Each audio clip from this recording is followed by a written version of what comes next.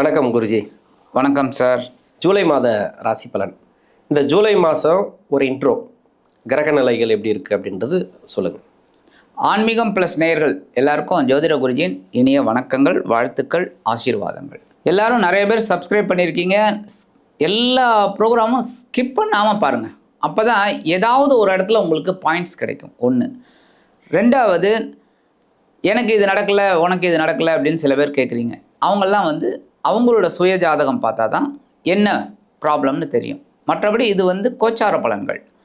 அந்த வகையில் இந்த ஜூலை மாதம் அப்படிங்கும்போது கரெக்டாக மிட்டில் ஆடி மாதம் பிறந்துடுறது. ஸோ கிரகநிலைகள் அப்படின்னு பார்த்திங்கன்னா, மாத கிரகநிலைகள் அப்படின்னாலே சந்திரனை தவிர்த்து மற்ற எல்லாருமே வந்துடுவாங்க. 8 கிரகமும் வந்துடும். இதில் 4 கிரகம் வருட கிரகங்கள், 4 கிரகங்கள் மாத கிரகங்கள். இதில் இந்த செவ்வாய் அதே இடத்துல தான் இருக்கார். ரிஷபராசிலே இந்த மாதம் ஃபுல்லாக இருக்கார். இந்த மாதம் ஆமாம். குருவும் அதே மாதிரி கடகத்திலே உச்சம் அடைஞ்சு அங்கேயே தான் இருக்கார். ராகு கேது கும்பம் சிம்மத்தில் அப்படியே இருக்காங்க. சனி பகவானும் மீனத்தில் தான் இருக்கார். ஆனால் என்ன 26 ஜூலைலேருந்து அவர் வக்கரம் அடைகிறார். சூரிய பகவான் ஆஸ் யூஷுவல் ஒரு பாதி மாதம் மிதுனத்துலேயும் பாதி மாதம் கடகத்துலேயும் வரார் 17ஆம் தேதியிலேருந்து. புதன் வக்கரமாக தான் இருக்கார் மிதுனத்தில். வக்கர நிவர்த்தி ஆறார் 23ஆம் தேதியிலேருந்து.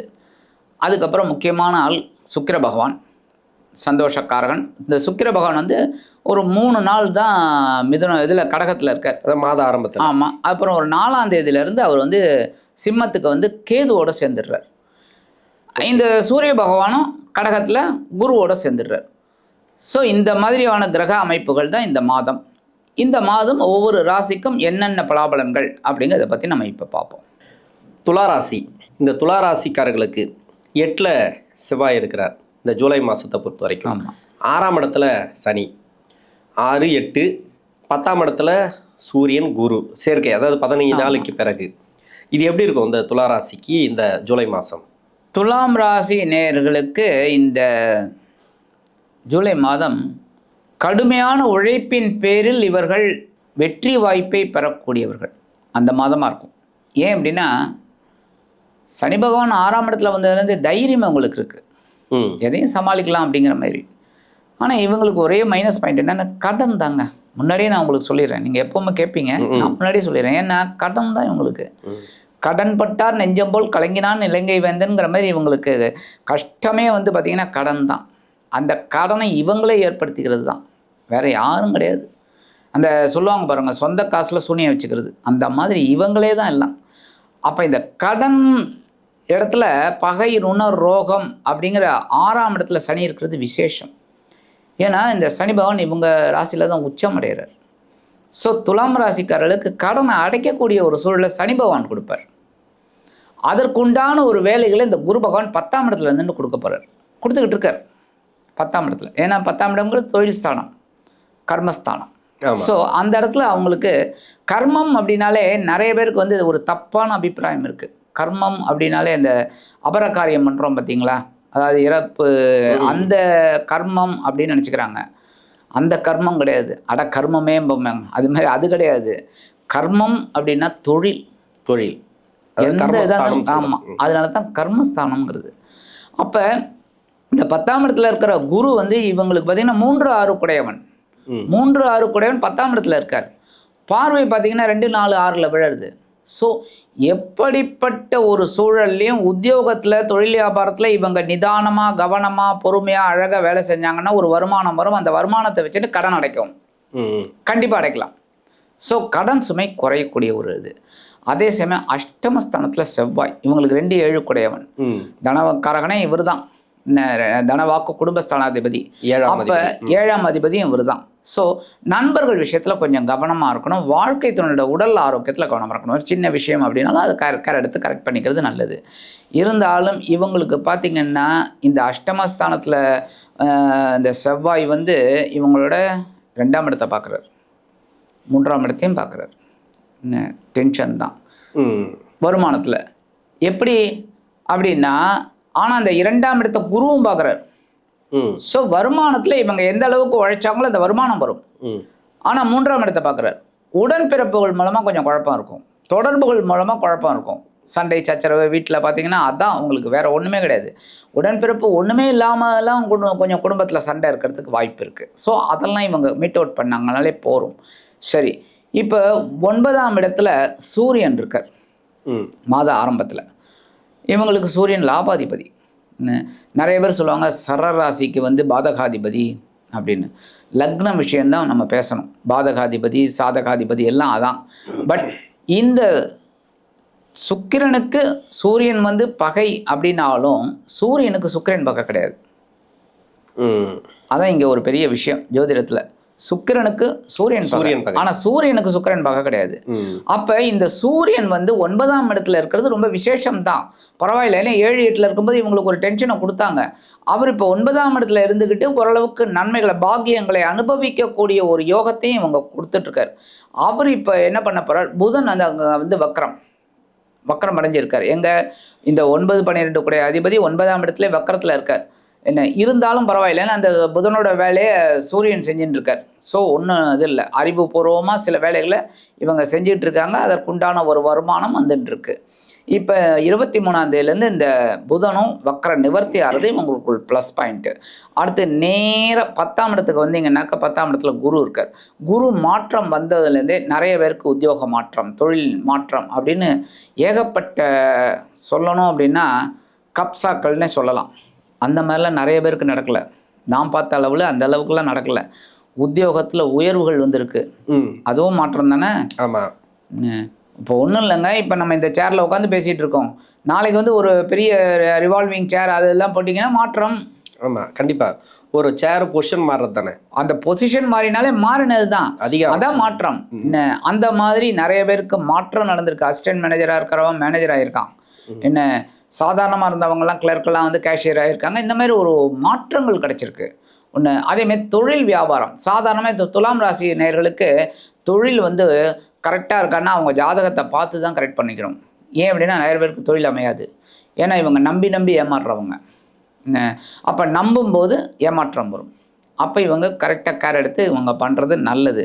இருந்தாலும் இப்போ இந்த குருவானவர் அந்த தொழில் ஸ்தானத்தில் இருக்கிறதுனால கண்டிப்பாக இவங்களுக்கு தொழிலில் முன்னேற்றம் அமையும். அதே சமயம் சூரியனும் வந்து அவங்க சேர்றார். ஸோ திக்பலம் அடையக்கூடிய லாபாதிபதி 10ஆம் இடத்துல வந்தோடனே இவங்களுக்கு ஒரு மாற்றம் கிடைக்கும். எப்போவுமே பாருங்கள், இந்த துலாம் ராசி நேயர்களுக்கு ஆடி ஆவணி இவங்களுக்கு ஒர்க் அவுட் ஆகும். நிறைய பேருக்கு ஆடி மாதமும் ஆவணி மாதமும் ஒர்க் அவுட் ஆகும். ஏன்னா லாபாதிபதி ஜீவனஸ்தானத்துலேயும் லாபாதிபதி லாபஸ்தானத்துலேயும் வரார். அப்போ ஓரளவுக்கு நன்மைகள். அடுத்தபடியாக பார்த்தீங்கன்னா சூப்பரான இது என்னென்னா கேது சூரியனோட இடத்துல இருந்தால் கூட 11ஆம் இடம் லாபஸ்தானம். நிறைய பேருக்கு ஆன்மீக விஷயங்கள் நிறைய பேருக்கு நடந்திருக்கு. ஆன்மீக எண்ணங்களே ஆன்மீகமாக இருந்திருக்கு அவங்களுக்கு. அதே சமயம் உங்களோட ராசிநாதன் அஷ்டமாதிபதி அங்கே வரப்போகிறார் லாபஸ்தானத்துக்கு. லாபஸ்தானத்து 4ஆம் தேதியிலேருந்தே மாறி கேதுவோட சேர்ந்துடுறார். ஸோ ஆன்மீக விஷயங்களை உங்களுக்கு கை கொடுக்கும், சந்தோஷத்தை கொடுக்கும், நிறைய ஒரு திருப்தியான ஒரு வாழ்க்கையை அமைச்சு கொடுக்கும். ஆக இதுவரை பட்ட கஷ்டங்கள் கொஞ்சம் குறைய ஆரம்பிக்கும். நல்ல கவனிங்க, கொஞ்சம் குறைய ஆரம்பிக்கும். எல்லாமே ஒன்றும் இல்லை சார், ஒரு டாக்டர்கிட்ட நம்ம போகிறோம், ஃபீவர், அவர் பார்த்துட்டு எல்லாம் இது பண்ணிவிட்டு ரைட் சார் இந்த மாத்திரைகளை 3 நாள் சாப்பிடுங்க அப்படிங்கிறார். ஏன் ஒரே வேளையில் சரியாகக்கூடிய மாத்திரைகள் இருக்கா இல்லையா? இருக்குது, ஆனால் 3 நாள்மாங்க. ஏன்னா இதெல்லாம் வந்து ப்ரீகாஷன், கொஞ்சம் கொஞ்சமாக தான் குறையும். அந்த மாதிரி நம்மளோட கஷ்டங்கள் கொஞ்சம் கொஞ்சமாக குறையக்கூடிய ஒரு இது. ஆக இந்த கிரக அமைப்புகள் அப்படின்னு பார்த்திங்கன்னா இவங்களுக்கு 5இல் ராகு, 6இல் சனி, 8இல் செவ்வாய் 8ல் இருக்கிறது மத்தியமமான பலன் அப்படின்னாலும் சனியோட பார்வை அவர் விழருது. அப்புறம் உடல் ஆரோக்கியம் பாதிக்கப்படக்கூடும். அப்போ கவனமாக இருக்கணும், உணவு கட்டுப்பாடு இந்த மாதிரி. அடுத்தபடியாக 9ஆம் இடத்துல இருக்கிற சூரியன் 10ஆம் இடத்துக்கு வரப்போகிறார். 10ஆம் இடத்துல குருவோட சேரப்போகிறார். அடுத்தது அது லாபத்தில் அது. ஸோ ஓரளவுக்கு இவங்களை கிரகங்கள் அப்படிங்கும்போது இந்த மாதம் அவங்களுக்கு ஃபேவரபுளாக இருக்குது. ஓகே, 2ஆம் இடத்துக்கு வந்து செவ்வாயோட பார்வை, குருவுடைய பார்வை திருமணத்துக்கு உண்டான காலமா? ஏன்னா 15 நாள் மட்டும்தான் வாய்ப்பு. அதாவது ஆனி மாதம், அதுக்கப்புறம் ஆடி மாதம் வந்துடும். அது கூட ஒரு சில பேர் அதையும் தாண்டி போயிட்டு இருக்காங்கன்னு வச்சுங்களேன். பேச்சுவார்த்தை என்னன்னாக்கா 15 நாளைக்கு முன்னாடியே ஒரு நல்ல ஒரு பதில் வந்துச்சுனாக்கா அதுக்கு அடுத்த ஸ்டெப் அவங்க எடுப்பாங்க. இப்போ ஆடி மாதம் கழித்து போகிற மாதிரி அது மாதிரி அதுக்குண்டான வாய்ப்புகள் எதனா இருக்குமா? திருமணத்துக்கு, அதாவது திருமண வாழ்க்கையில் இருக்கக்கூடிய நெருக்கடிகள் மாறுமா?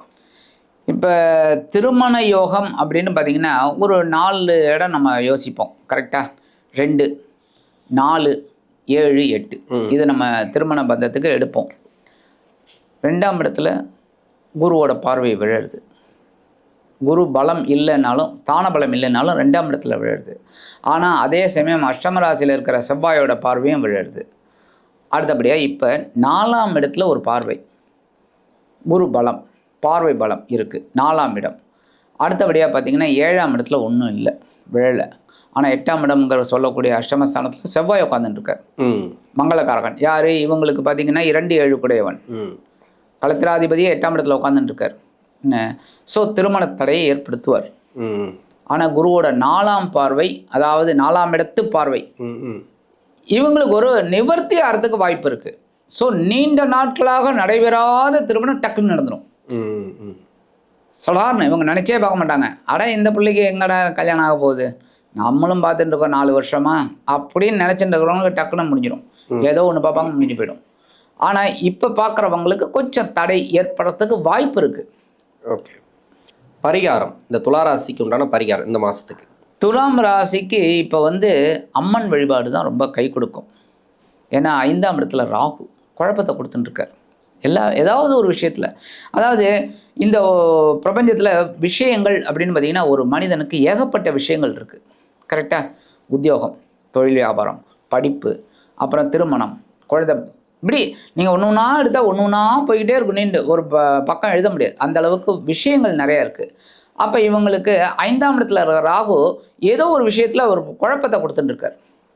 ஸோ அந்த குழப்பம் நிவர்த்தி ஆகணும்னா அம்மன் வழிபாடு பண்ணுறது ரொம்ப விசேஷம். அதேமாரி தினந்தோறும் ஓம் ஸ்ரீ ராஜராஜேஸ்வரியை நமக அதை சொல்லிக்கிட்டே இருந்தாங்கனாலே இவங்களுக்கு கண்டிப்பாக வெற்றிகள் கிடைக்கும்.